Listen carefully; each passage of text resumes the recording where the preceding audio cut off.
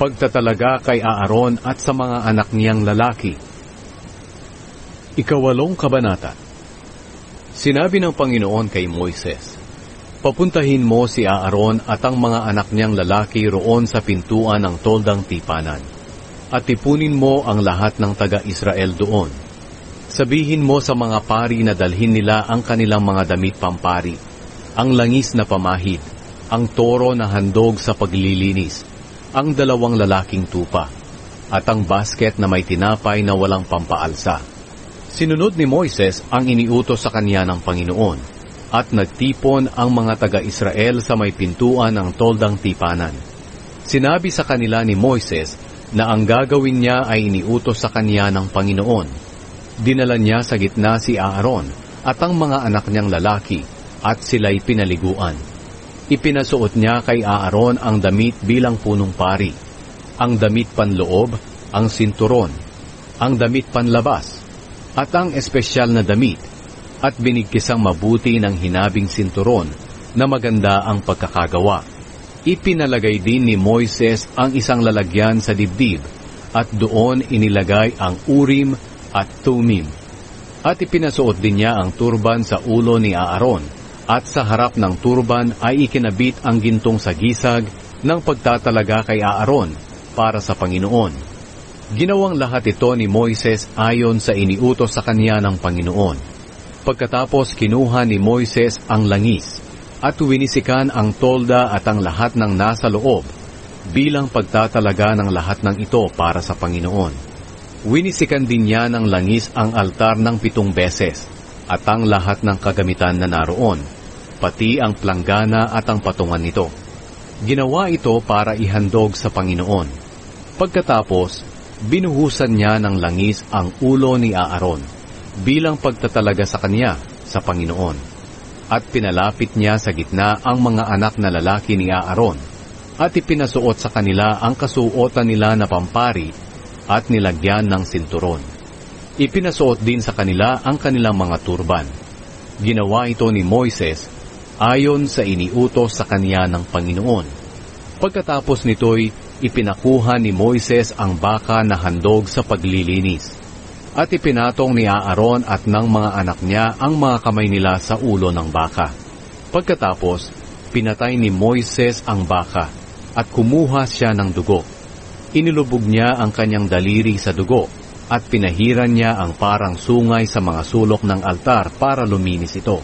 At ang natirang dugo ay ibinuhos niya sa ilalim ng altar. Sa ganitong paraan niya itinalaga ang altar para sa Panginoon, upang maging karapat-dapat na lugar na pinaghahandugan ng mga pantubos sa kasalanan. Kinuha rin ni Moises ang lahat ng taba ng lamang loob ng baka, ang maliit na bahagi ng atay, ang mga bato pati ang taba nito, at sinunog niya ang lahat ng ito roon sa altar.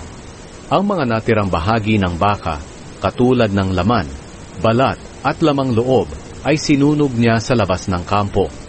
Ginawa ito ni Moises ayon sa iniutos ng Panginoon. Pagkatapos, ipinakuha ni Moises ang lalaking tupa bilang handog na sinusunog. Ipinatong ni Aaron at ng mga anak niyang lalaki ang kanilang mga kamay sa ulo ng tupa. At pinatay ni Moises ang tupa at iwinisik ang dugo sa paligid ng altar. Kinatay niya ang tupa at hinugasan ang mga lamang loob at paa. At saka sinunog lahat doon sa altar, pati na ang ulo at taba, bilang handog na sinusunog. Ang mabangong samyo ng handog na ito sa pamamagitan ng apoy ay makalulugod sa Panginoon. Ginawa ito ni Moises ayon sa utos sa kanya ng Panginoon. Ipinakuha rin ni Moises ang pangalawang lalaking tupa. Ito ang handog para sa pagtatalaga. Ipinatong ni Aaron at ng mga anak niyang lalaki ang mga kamay nila sa ulo ng tupa, at pinatay ni Moises ang tupa.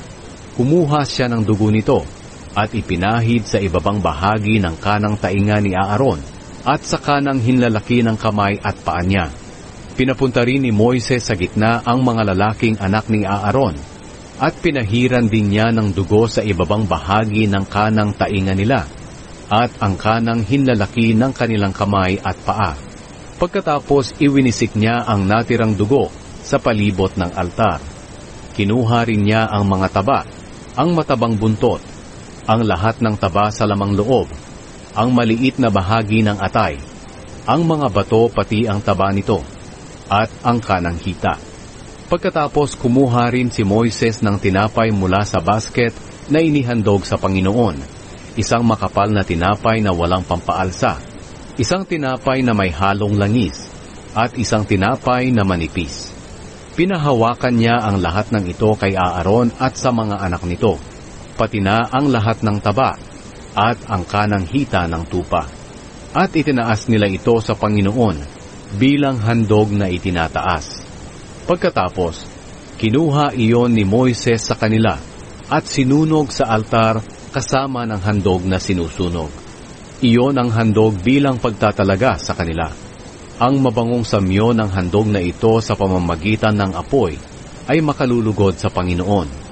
Kinuha rin ni Moises ang pitso ng tupa at itinaas sa Panginoon bilang handog na itinataas. Ito ang bahagi niya sa tupang handog ng pagtatalaga.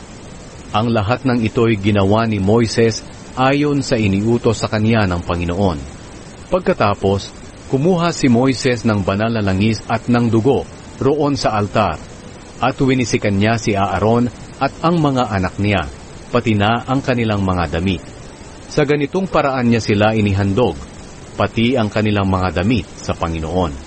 At sinabi ni Moises kay Aaron at sa mga anak niyang lalaki, "Lutuin ninyo ang karne malapit sa pintuan ng toldang tipanan, at ayon sa iniutos ko sa inyo, kainin ninyo ito, kasama ang mga tinapay na nasa basket, na handog para sa pagtatalaga. Ang matitirang karne at tinapay ay susunugin ninyo. Huwag kayong aalis dito sa loob ng 7 araw, hanggat hindi natatapos ang pagtatalaga sa inyo.